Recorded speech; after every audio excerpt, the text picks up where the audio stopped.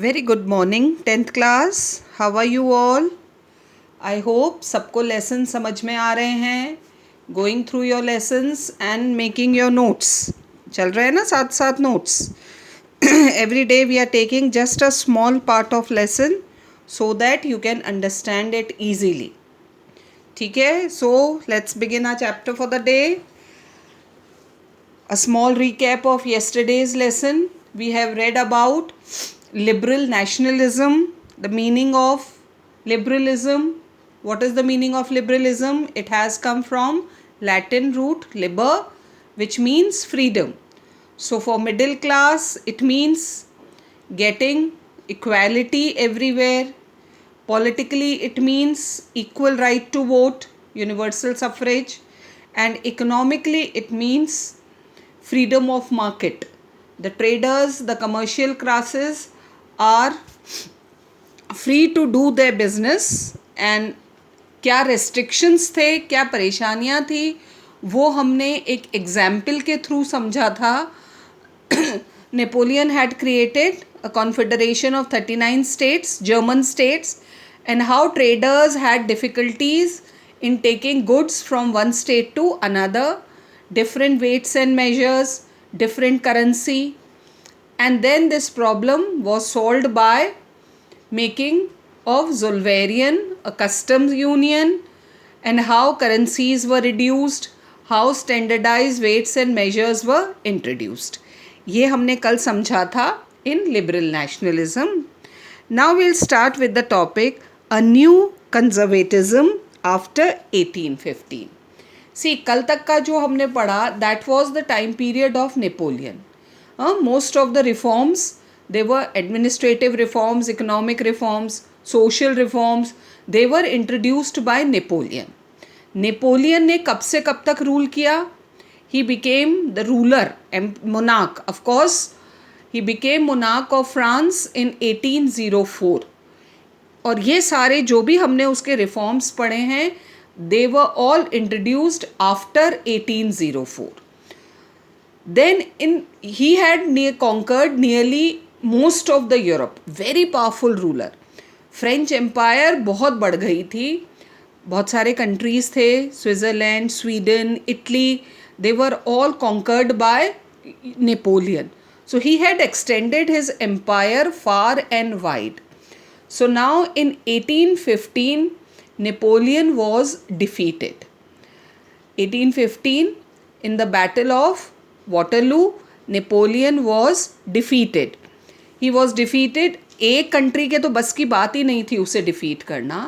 So 4 countries came together, 4 big empires came together to defeat Napoleon in the year 1815 in the Battle of Waterloo. So here the topic says a new conservatism after 1815. That means after the defeat of Napoleon. मैंने defeat बोला है बच्चों, death नहीं बोला है. He died later. So in 1815 he was defeated by 4 big powers that we are going to read just now. See, when Napoleon was ruling, he had introduced so many reforms. So that was the Napoleon time. It was a time of reforms. Many changes introduced in society, in economy, in administration. बहुत freedom मिली लोगों को, equality मिली लोगों को. That was the time. But when he was defeated, again Europe में क्या आ गया? Conservatism. Now conservatism means according to that time the rule of monarchs. अब आप कहोगे नेपोलियन भी तो monarch था. Yes. He was a monarch, but as he had risen from a common man, so वो वैसे राजाओं जैसा रूल नहीं करता था. और जो मोनार्क्स और हायरार्की चलती, जैसे पहले राजाओं के चलते थे ना राज, उतना स्ट्रिक्ट भी नहीं था Napoleon. Because he was a common man, so he had given many freedom and equality to the people. So he was like a liberal monarch.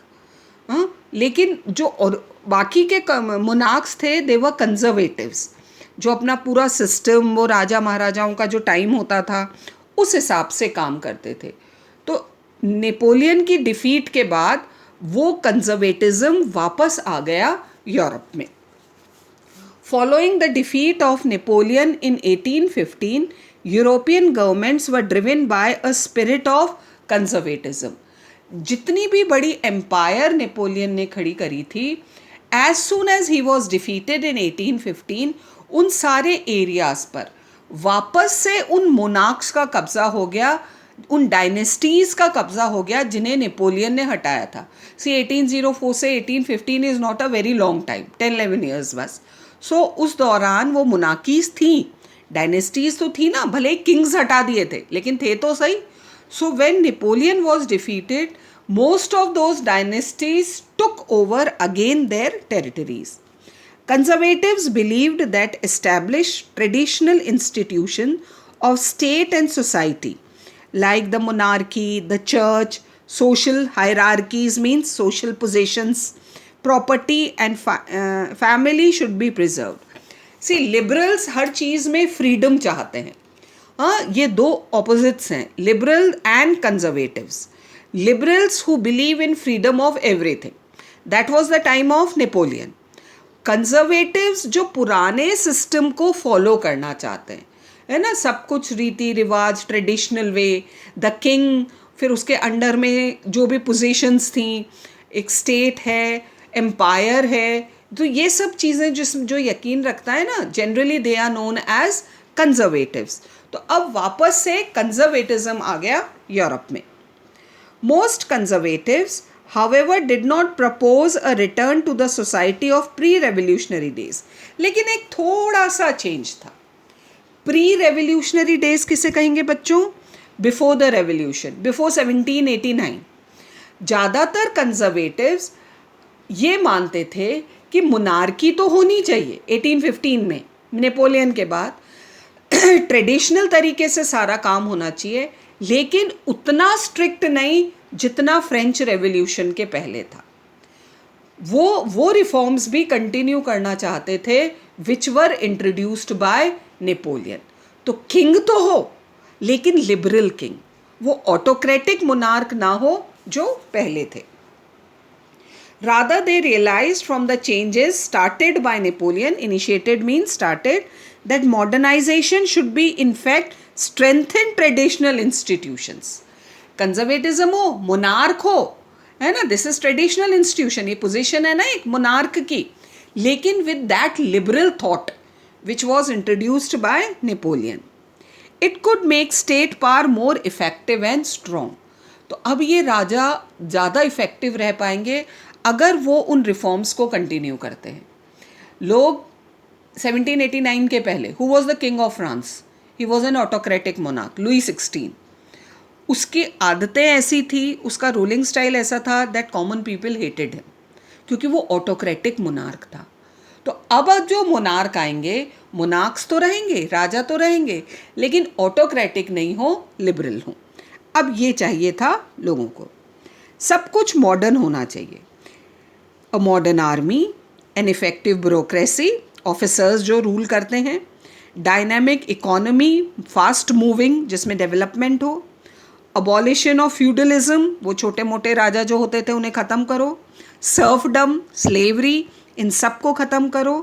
This could strengthen the autocratic monarchies of Europe. तो monarchies तो हों, conservative monarchies, but not autocratic, liberal monarchies, everything with modern system, नए तौर तरीके से सब कुछ start किया जाए. This was new conservatism after 1815. अब देखो ये कैसे एस्टेब्लिश हुआ. In 1815 Napoleon was defeated. After his defeat, representatives of the European powers, underline करो, these are the 4 powers who had defeated Napoleon: Britain, Russia, Prussia and Austria. कौन सी 4 powers बच्चों? Britain, Russia, Prussia and Austria. ये 4 big powers थे जिन्होंने Napoleon को हराया था. Who had collectively defeated Napoleon met at Vienna. So after defeating Napoleon, Vienna, which is the capital of Austria, वहाँ एक कॉन्फ्रेंस हुई चारों पार्ट्स की to draw up a settlement for Europe. See, when Napoleon was ruling, he had conquered a very large area of Europe. अब जब Napoleon हार गया था तो वो जो इतनी बड़ी एम्पायर नेपोलियन ने खड़ी करी थी उसका क्या करना है, ये सोचने के लिए वियना में एक कॉन्फ्रेंस हुई among these four pass. The Congress was hosted by the Austrian chancellor, ये भी नाम अंडरलाइन करो, इंपॉर्टेंट नेम है बहुत हिस्ट्री में, ड्यूक मेटरनिक. क्या बोलोगे बच्चों? Duke Metternich. He was the ruler of Austria. उन्होंने ये कॉन्फ्रेंस होस्ट करी. The Congress was hosted by the Austrian chancellor Duke Metternich.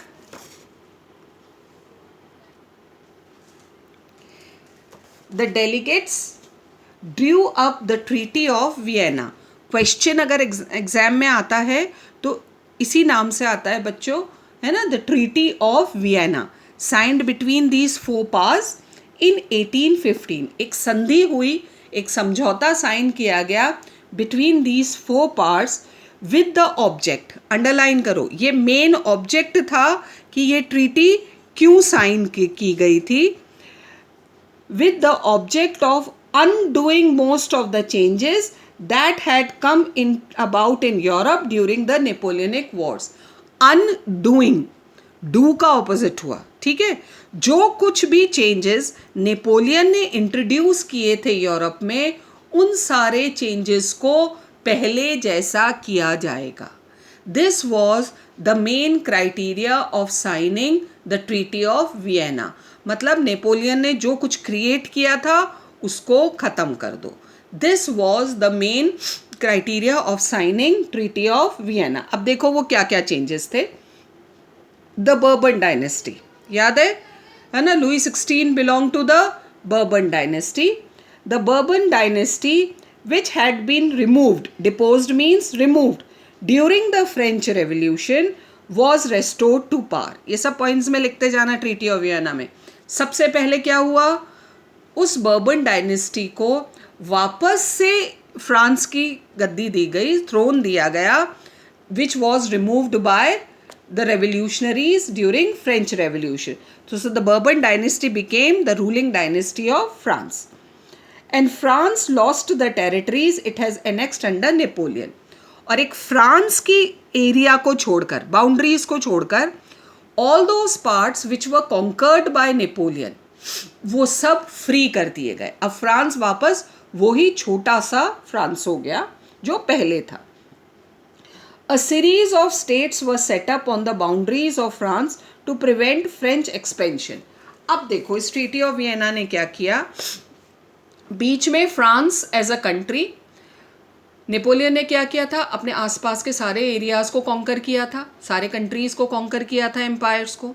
तो अब दोबारा से ऐसा ना हो कि फ्रांस कोई एरिया कॉन्कर कर सके, दो तीन एरियाज को, कंट्रीज को मिलाकर और बड़े एम्पायर्स बनाए गए, बड़े कंट्रीज बनाए गए, है ना. फ्रांस के नॉर्थ में, साउथ में, ईस्ट में, वेस्ट में 2-3 कंट्रीज को मिलाकर एक बड़ा कंट्री बना दिया. क्योंकि अगर बड़ा कंट्री होगा तो France won't be able to conquer that. देखो अब कैसे कैसे मिलाया. The kingdom of the Netherlands which included Belgium, Netherlands के साथ किसे मिलाया, Belgium. It was set in the north. Geneva was added to Piedmont in the south. तो नॉर्थ में नेदरलैंड्स एंड बेल्जियम, साउथ में जिनेवा एंड पिडमोंट. प्रशिया कौन सा state था, पढ़ा हमने पहले, जर्मन स्टेट, ठीक. Prussia was given important new territories on it's western. Prussia के वेस्ट में जो भी टेरिटरीज थी उसे प्रशिया में मिला दिया गया. While Austria was given control of northern Italy. तो देखो इस तरह से 2 कंट्रीज को मिलाकर पावरफुल कंट्रीज बनाए गए. The German confederation of 39 states that had been set up by Napoleon was left untouched. Already 39 states थे, काफ़ी बड़ा एरिया था जर्मन कॉन्फेडरेशन का, उसे नहीं छुआ गया. ईस्ट में Russia was given a part of Poland, Prussia was given a portion of Saxony. ये 2 कंट्रीज को मिलाकर स्ट्रॉन्ग कंट्रीज बनाए गए. हाँ, नॉर्थ साउथ ईस्ट वेस्ट सब तरफ आ गया. अब ये ध्यान से सुनो, द मेन इंटेंशन वॉज, क्यों ये सब एनेक्स किए गए. क्यों ये कंट्रीज मिलाकर स्ट्रॉन्ग कंट्रीज बनाए गए on 4 sides of France? The main intention was to restore the monarchies. वो जितनी किंगडम्स, जितनी मोनार्कीज, डायनेस्टीज नेपोलियन ने हटाई थी, उन्हें वापस से रेस्टोर करना. To restore the monarchies that had been overthrown by Napoleon. वो ही सारी डायनेस्टीज को पार्स दी गई जिन्हें नेपोलियन ने हटाया था. And create a new conservative order in Europe. और ये सब कौन थे बच्चों? दे वर ऑल मोनार्क्स. नॉर्थ में नेदरलैंड्स, बेल्जियम, नेदरलैंड्स का किंग रूल कर रहा है, रशिया का किंग रूल कर रहा है, प्रशिया का किंग रूल कर रहा है, एंड दे वर मोनार्क्स. तो इस तरह से फ्रांस के चारों तरफ स्ट्रॉन्ग स्टेट्स क्रिएट किए गए ताकि दोबारा से फ्रांस ये हिम्मत ना करे. नेपोलियन ने करी थी ना, he had conquered so many areas. हो सकता है फिर कोई नेपोलियन जैसा रूलर आ जाए वहाँ. तो फ्रांस के पार को ख़त्म किया गया, रेस्ट्रिक्ट किया गया और चारों तरफ स्ट्रॉन्ग स्टेट्स बनाए गए. This was the treaty of Vienna, signed between Britain, Russia, Prussia and Austria. कहाँ साइन हुई है? Vienna, the capital of Austria. And who headed this conference? Duke Metternich. So this was the Treaty of Vienna and new conservative order after 1815. We'll stop our today's lesson here and continue tomorrow. What type of conservative order was this? Till then, keep reading.